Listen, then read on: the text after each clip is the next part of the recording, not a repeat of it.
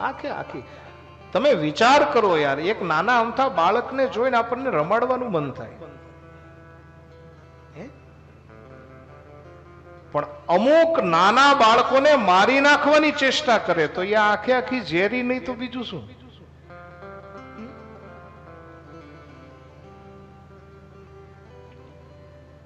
અને આજકાલ પણ આ વસ્તુ બને છે. એના માટે મારે પ્રકાશ પાડવો જોઈએ. આજ પણ નાના બાળકોને આપણે નથી મારતા. ઘણી ઘણી એવી સ્ત્રી છે, એ તો સરકારશ્રીનો આપણે આભાર માનો કે પેટની અંદર બાળક છે એનું પરીક્ષણ કરવામાં આવતું, જો દીકરી હોય તો આપણે મારતા. દુનિયાના ઘણા બધા એવા સમાજો છે, દુનિયાની ઘણી બધી એવી સ્ત્રીઓ છે જે પૂતના જેવી છે. કેમ કે અત્યારે કોઈને દીકરી જોતી નથી, બધાને દીકરા જોઈ છે.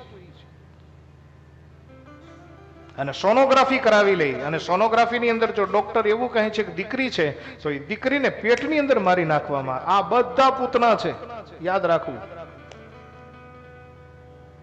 અને તમે જો એ દીકરીની નહીં જન્માવાની ઘેલસાની અંદર અત્યારે કેવું થાય છે તમને ખબર છે?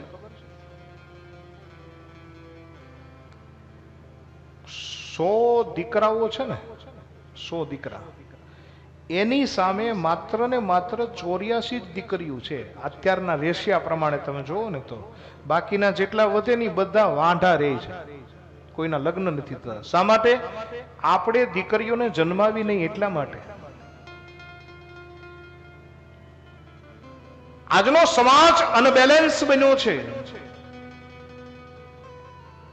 દીકરીઓની સંખ્યા બહુ ઓછી છે, કેમ કે આપણે એને પેટમાં મારી નાખી, આપણે એને જન્મમાં દીધી નહીં.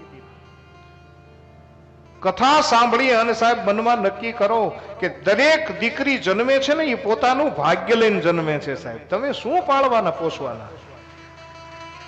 અને કદાચ તમારા પેટની અંદર જે પલી રહી છે એ કદાચ ઝાંસીની રાણી લક્ષ્મીબાઈ હોય.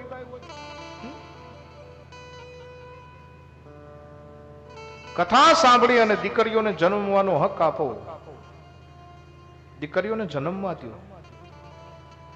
કેમ કે એ જ દીકરી હશે તો સમાજની અંદર વીર સપૂતોનો જન્મ થશે. દીકરાનો જન્મ થાય ને તો આપણે ત્યાં પુત્ર રત્ન પ્રાપ્ત થયું એવું કહેવાય. પુત્રીનો જન્મ થાય, દીકરીનો જન્મ થાય તો પુત્રી રત્ન નથી કહેવાતું. શા માટે? ઈ તો રત્નોની ખાણ છે, એને રત્ન ન કહેવાય, તો રતનની ખાણ છે. એક કૌશલ્યાનો જન્મ થયો અને સાહેબ આ ધરતીને ભગવાન રાઘવેન્દ્ર સરકાર પ્રાપ્ત થયા. એક માં દેવકીનો જન્મ થયો અને મને તમને કૃષ્ણ પરમાત્માનો પ્રાપ્તિ થઈ.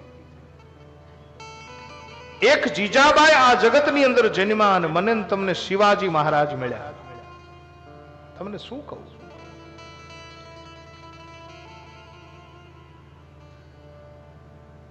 આ જગતની અંદર જેટલા સંત, સપૂત, સુરવીર, ભગત, દાનવીર, ભામાશાઓ, આ બધા જ એક સ્ત્રીના પેટે જન્મ લીધેલા છે. એટલા માટે સ્ત્રી છે એ રત્નની ખાણ છે.